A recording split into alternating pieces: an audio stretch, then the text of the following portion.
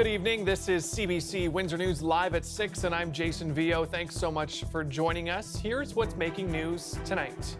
The Gordie Howe International Bridge project will change West Windsor in many ways. Tonight, we'll look at the possible transformation of Huron Church Road as the new bridge gets closer to opening. And Ontario's big city mayors are meeting. The group is asking for upper levels of government to do more for what they call an unprecedented humanitarian crisis, specifically referencing homelessness and drug issues. Plus, a St. Clair College student has gotten government money to start his own mushroom business. We'll learn more about forest fungi coming up.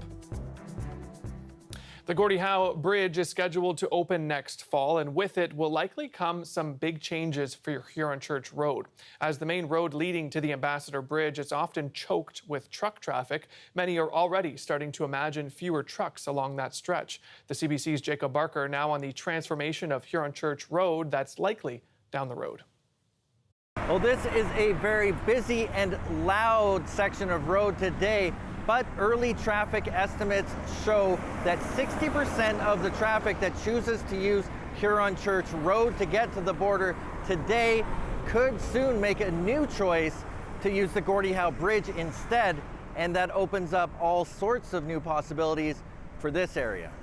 Well, I think Huron Church is going to be ripe for some more development. We've seen a lot of commercial development over the last few years. I can see Huron Church being a completely different road for decades to come. A 2021 study shows why traffic might choose the new bridge over the old. More lanes, bigger inspection plazas, no stop tolling. Perhaps biggest of all, a direct connection between the I-75 in Michigan and the 401 here. The alternative right now on Huron Church Road puts 10 stoplights between drivers down a 5-kilometer stretch before you hit the highway. The new bridge means 850,000 hours in time savings for truckers, and it will save billions, according to the study. At the recent bridge deck completion ceremony, the excitement from the truckers was evident. For decades, you'd have to travel through 10 traffic lights, a long lineup for drivers, delays for our vehicles, delays for our drivers, delays for assembly lines. This modern piece of infrastructure is going to expedite the Canadian supply chain, the U.S. supply chain, and that's great for both economies. Businesses along Huron Church Road are already anticipating the change. A new hotel is in the midst of construction. New restaurants have been popping up. One business took the nature of the road to heart when it opened nearly 30 years ago. And part of the name Thunder Road came from before we opened. Hearing all the trucks rumbling down the road sounded like thunder, and hence the name Thunder Road. Now that it could be quieting down, they expect to see a more retail environment take shape. I think more of that will come to the area in anticipation of some different traffic. It's the last kind of place to catch that before going out of the city, and we're only a couple kilometers away from where the new bridge comes across. There's no medium and nothing. As for this greengrocer who's been on Huron Church for more than 50 years, the change to a quieter street would be a bit of a call to the past. No one likes the trucks, let's face it. The trucks, they're noisy, and when the bridge gets backed up, and we get backed up in front of our store, so hopefully that's going to alleviate any of the problems of backing up. People must be thinking that it's going to be better for the retail aspect of it. They're building new hotels and a lot of new restaurants and different things like that. So I think it's going to be good. It's going to be a main attraction, I think, for the city of Windsor.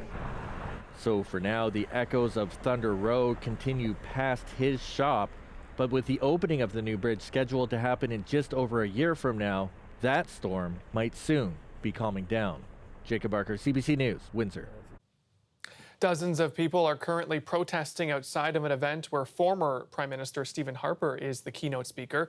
The event is organized by the Jewish National Fund of Windsor. Reporter Dulcin Chen is there and joins me live from outside of the Kaboto Club. Dulcin, what are you seeing and hearing where you are? Jason, it is a loud, very raucous, very public pro-Palestinian demonstration here. We've got more than 100 people carrying Palestinian flags, waving pro-Palestinian placards, marching at the intersection of Perrin Avenue and Tecumseh Road East. Now, they're using the crosswalks and they're keeping things legal. Nevertheless, Windsor police are here in force, keeping order. I asked an organizer of this protest if it was a factor that Stephen Harper is the featured speaker at the Negev dinner. She said yes. And I also noticed that many of the people here were people who were organizing the Liberation Zone on the University of Windsor encampment. And Dawson, you mentioned there that you spoke with an organizer. What else are they saying about what's going on behind you? So I've been told that the reason they are here demonstrating now against this generations-old dinner is because they believe it funds Zionism, that it funds genocide, that so they are taking care not to impede traffic, and nevertheless, traffic has been a problem. As you can hear, Jason, it's a very loud demonstration. Back to you. All right, thanks so much, Dawson. The CBC's Dawson Chen reporting live tonight. The cleanup of 10,000 liters of diesel fuel near the St. Clair River continues today. There's still no timeline, though, for when health officials will allow people to swim in that water. A handful of people are being told not to consume water they source from that waterway. The spill happened on Saturday. CSX Rail says a fuel tank leaked on a locomotive they were working on. A spokesperson for the company says they've tested the river to see if the spill has spread. They say the results show the fuel has been contained to the immediate area of the incident. Now, the rail company also says that environmental specialists are on site. They've also brought in additional workers. CSX is continuing to investigate how this happened. The public health unit says in Sarnia, in that area, that they'll send out an advisory once the river is safe again.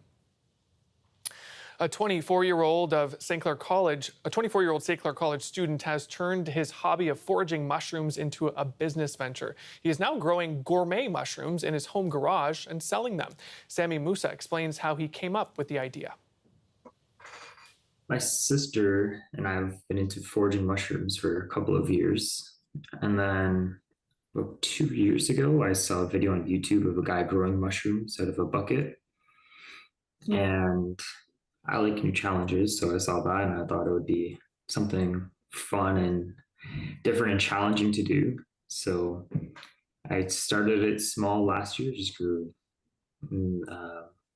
just a couple of bags of lion's mane. Maybe got just throughout the whole summer 10 pounds of mushrooms. And then I figured I really enjoyed doing it. I had some of the methods down, so why not turn it into a business? Musa's converted garage has a whole setup built in that creates ideal temperatures for the mushrooms to grow. He sells them at farmers markets near Sarnia. Along with mushrooms, Musa also sells do-it-yourself kits, which you can use to grow mushrooms at your home. Musa got a financial boost through a $3,000 provincial grant. The Summer Company program is a program of the Government of Ontario that helps young people between 15 and 29 years of age start up and run their own summer business by providing them funding, advice, and services to help them along as they go. So as I mentioned, we deliver it on behalf of the province, we being the Sarnia-Lambton Economic Partnership and the Small Business Enterprise Center that is housed within the partnership. And basically for students that are accepted into the program, it is a competitive program. We only have a limited number of grants every year. And for students that are accepted into the program, there's a financial award of $3,000, $1,500 that's paid at the beginning of the summer to help them with startup costs, and $1,500 that's paid at the end of the summer once they complete the programming that the local small business center runs. Once they successfully complete that, then the second payment of $1,500 is paid. And in between, there's business coaching, there's training, there's access to other business owners to help the students along the way. Windsor-Essex County has yet another athlete representing Team Canada on the world stage. 15-year-old figure skater Brianna Williams has qualified for the 2025 Special Olympics World Winter Games in Turin, Italy. She, along with 91 other athletes across Canada, will travel to compete in next year's Games. She's the only person from Windsor-Essex to qualify. Do you have an aspiring chef in your home? Cook Up is a downtown non-profit hosting a summer camp for kids ages 9 to 14. They learn knife handling skills, food safety tips, and how to cook some pretty complex dishes, all from scratch. So I was, cooking. It's my first time I cut myself, but you always have, those bruises in life. So I'm just doing the stuff that a kid should do. The texture was great, and there was a lot of grease, so that made it good. It seemed complicated at first, but it's not. When I'm hungry and I'm home alone, I'll probably make hamburgers. November 20th. My mom was looking for me to do things in the summer, and she found this, and I love to cook, so I was like, yeah, sure, why not? Maybe one day, if you want to be a chef for your career, you have experience with actually using the materials. The mayo I will do. The student grant from Cook Up came up with the program, and they extended an invitation to me, as I am part of Cook Up. Said, do you want to come on out and do cooking classes in the summer for kids? I have like 30 years experience. I'm Red Seal certified. I love teaching kids and adults. There's adults who do not know how to cook. It's an essential skill. You need to know how to do it. So this is the second class. We have 2 more classes. Next week's class is a pasta making class. We're making gnocchi, some bruschetta. They came in, and it's funny because some of them said, so like, what are you cooking us? I said, no, I'm not cooking you anything. You're cooking. I think a lot of them took something out of this, right? So I'm really happy. Yeah, I did. I forced her.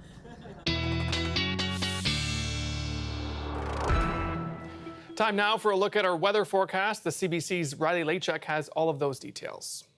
Jason, another sort of seasonal day across the region today, looking at some of the temperatures across southern Ontario, generally looking at 24s, 25s, but into that southwestern corner of the province, looking at 25 in Chatham-Kent, 27 in Windsor this afternoon, feeling into the 30s once again with the humidity.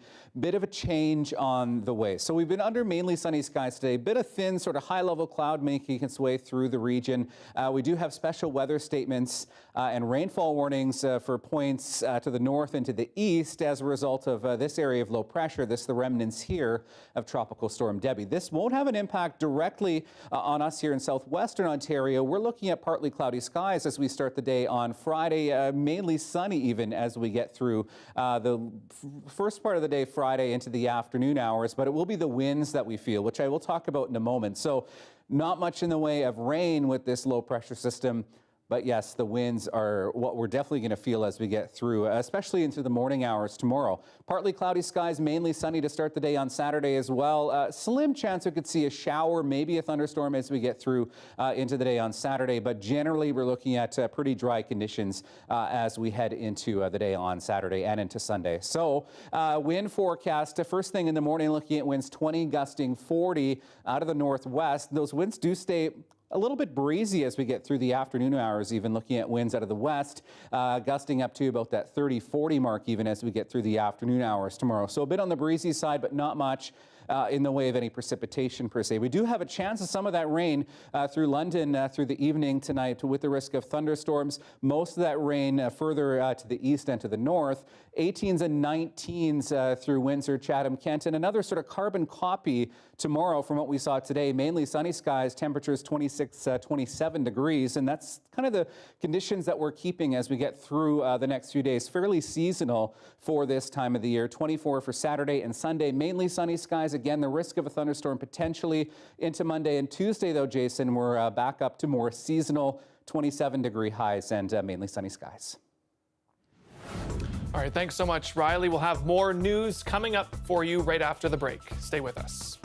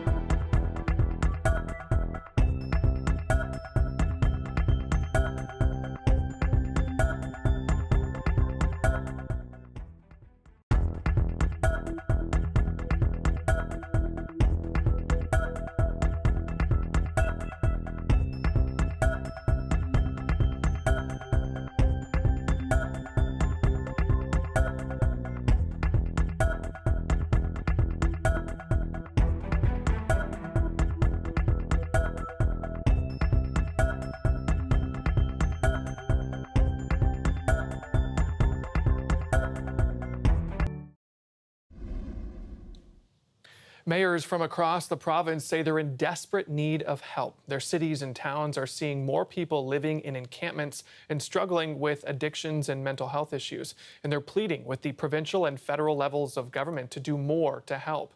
Queen's Park reporter Lorenda Redekop has that story. There is a humanitarian crisis unfolding in our streets.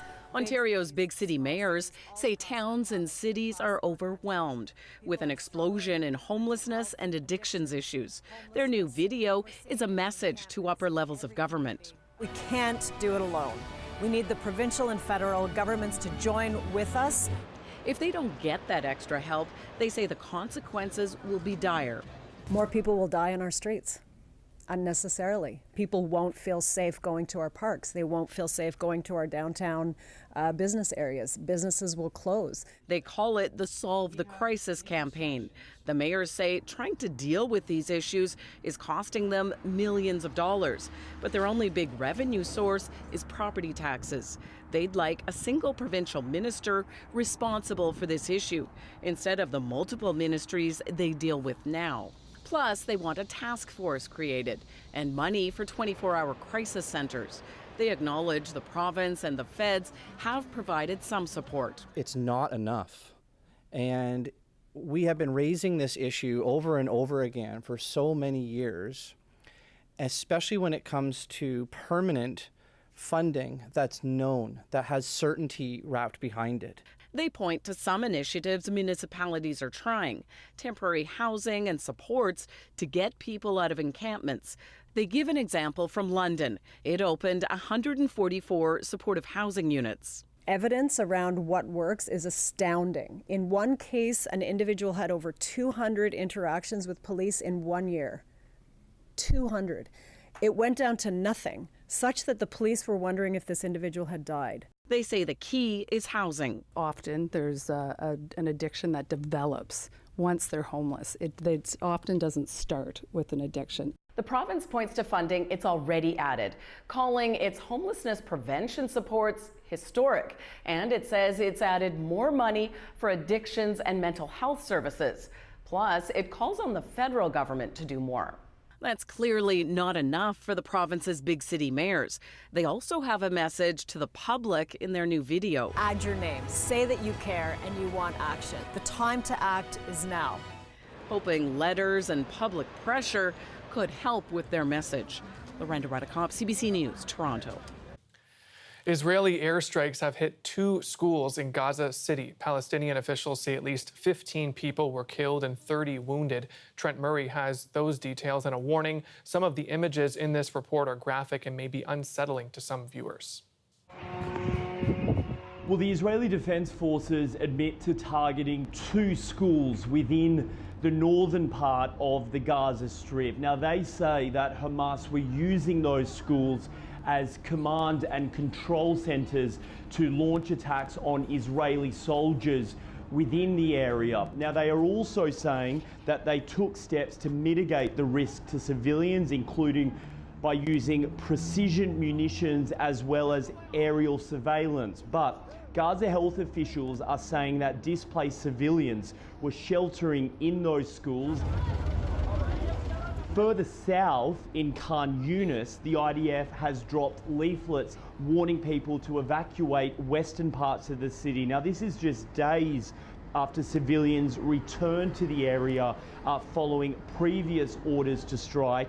And those warnings and leaflets come as Israel's army chief has vowed that his forces will find and attack the new leader of Hamas, Yahya Sinwar. It is believed that he is leading operations from an underground bunker within the Gaza Strip. Trent Murray for CBC News, Beirut. Still to come here on CBC Windsor News Live at 6, break dancing at the Paris Olympic Games. We'll tell you all about it next.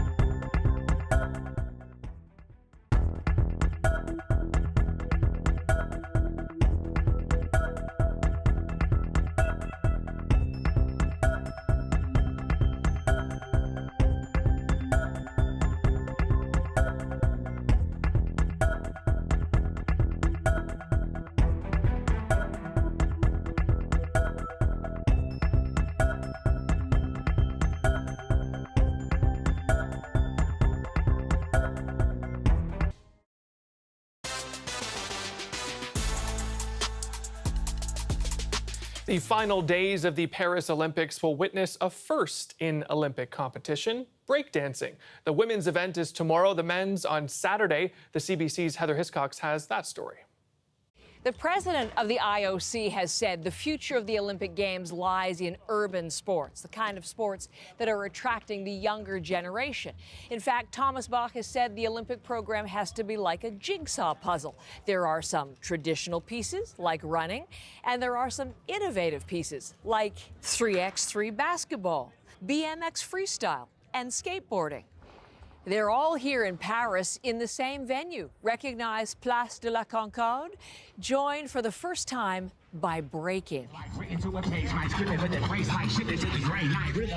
To someone who doesn't know what breaking is, I would tell them that first and foremost, it's an art form, it's a culture, it's a dance, and it's probably the coolest thing you've ever seen. You probably do know what breaking is. You might just know it as break dancing, which emerged from hip-hop culture in the 1970s in the Bronx of New York City.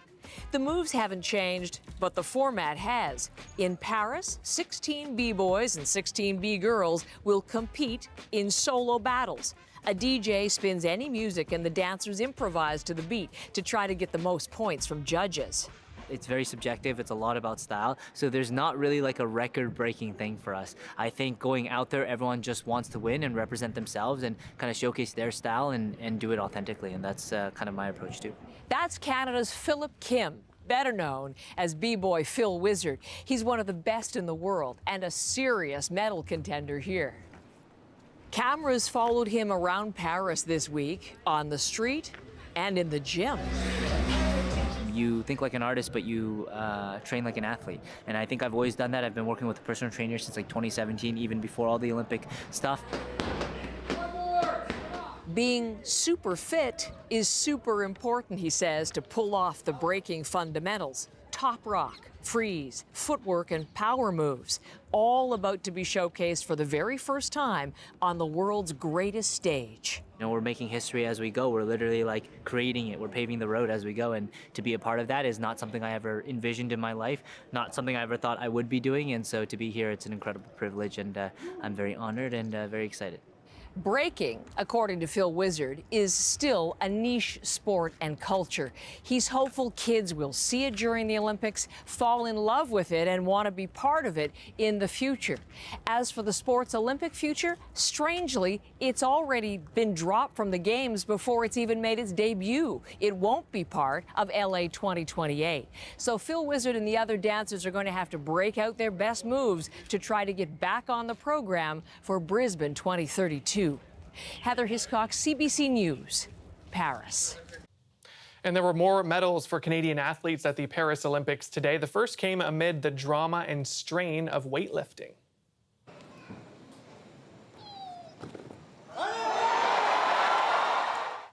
Quebec's Maude Charon won silver in the women's 59-kilogram class. She was a gold medalist in Tokyo.